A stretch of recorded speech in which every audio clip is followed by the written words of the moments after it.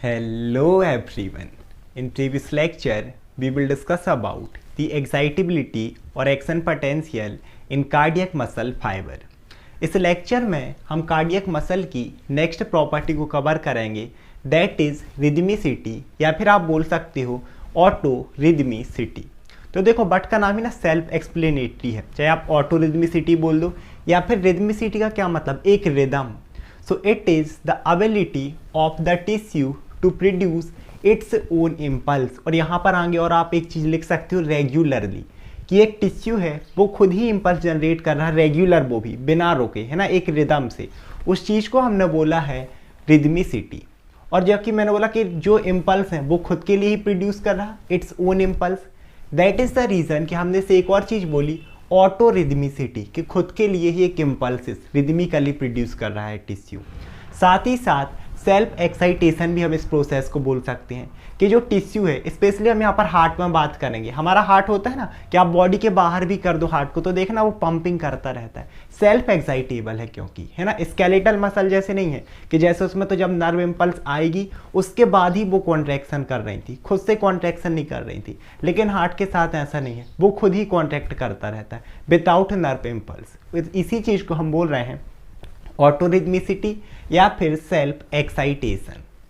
इसके बाद अगर हम आगे देखें, so property of rhythmicity is present in all tissue of the heart. जो हमारा हार्ट है ना, इसके जितने भी टिश्यू हैं, आपका एट्रिया हो चाहे वेंट्रिकल हो, हमने ऐसे नोट देखा था, जितने भी टिश्यू हैं सब में प्रॉपर्टी प्रेजेंट होती है रिदमिसिटी की, मीन्स वो खुद से एक्साइट कर सकते हैं।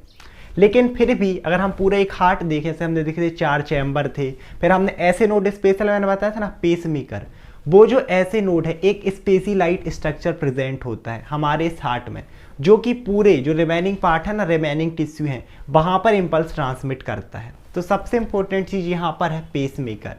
सो it is the structure from which the impulses are produce for the heart beat. एक ऐसा स्ट्रक्चर हमारे हार्ट का जो कि इम्पल्स प्रोड्यूस करता है हार्ट बीट के लिए।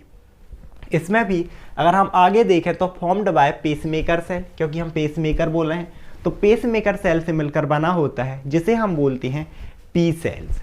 इसके साथ साथ अगर हम ह्यूमन के हार्ट की बात करें, उसके साथ साथ और जो हमारे मैमिलियंस हैं, मैमिलियंस क्या मोस्टली जो स्तनधारी हैं, है ना, सभी तो नहीं बट मोस्टली जो मैमिलियंस है ना स्तनधारी, जैसे हम बात करें आपकी कैट हो गई, इसके अलावा डॉग्स हो गए, और हम देखा तो मंकी हो गए, है ना, इन सभी में क्या होता है, इनका जो पेसमेकर रहेगा, इनके हार्ट में जो पेसमेकर रहेगा, दैट इज एसए नोट, यानी कि इसी एसए नोट से इम्पल्स प्रोड्यूसेस होती हैं पूरे हार्ट बीट के लिए।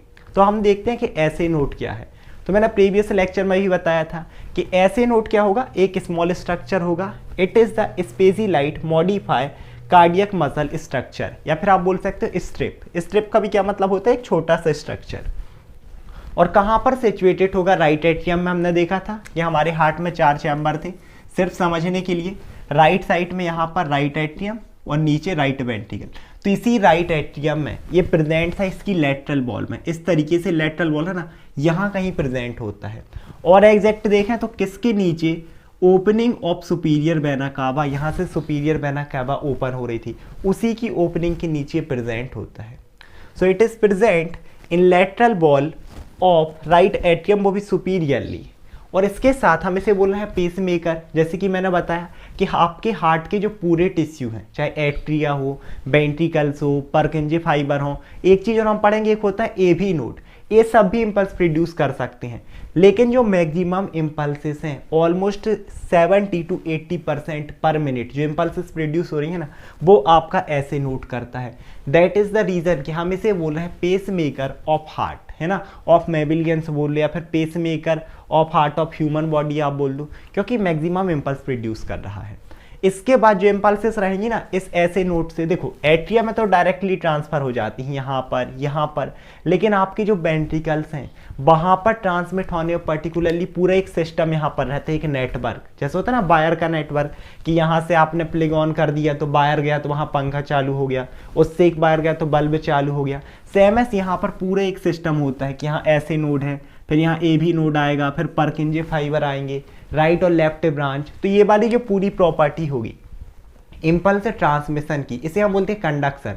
कंडक्टर होता है ना, जैसे आपने सुना होगा चालक, कि जिससे इलेक्ट्रिसिटी पास हो रही, सेम एस जो ये इम्पल्सेस पास होंगी यहाँ पर, इसे बोला जाता है कंडक्टिविटी, जिसे हम नेक्स्ट लेक्चर में कवर करेंगे, पूरी कंडक्टिविटी, साथ ही साथ कंडक्टिव सिस्टम।